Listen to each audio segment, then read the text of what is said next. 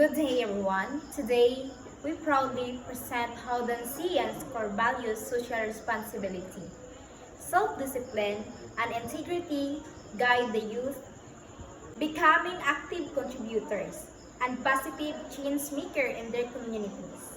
Number one, so we have here social responsibility. Social responsibility means understanding that we are part of something bigger than ourselves.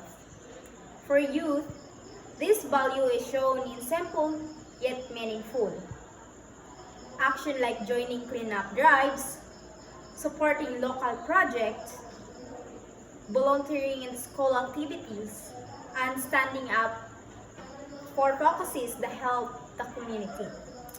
As young people, we know that every small act of kindness matters.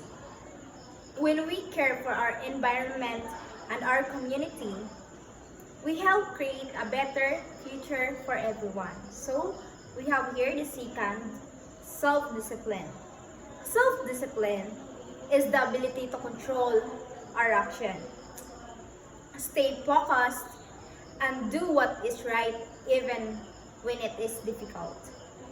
Youth apply this by managing their time, prioritizing their studies, staying committed to responsibility, and avoiding unhealthy influences.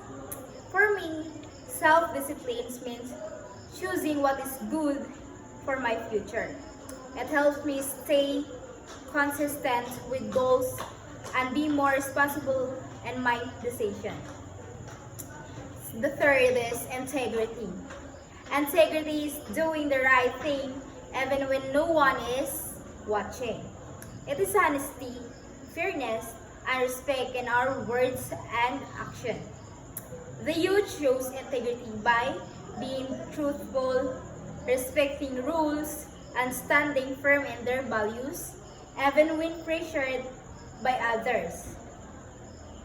Integrity is important because it shows who we really are when we act with honesty and respect. We earn the trust of others and inspire them to the same. So, we are the youth. We are the future. And through social responsibility, self-discipline, and integrity, we become instruments of who progress and transformation. Let us continue to live out the Nanseians core values as we build a community can all be proud. Thank you.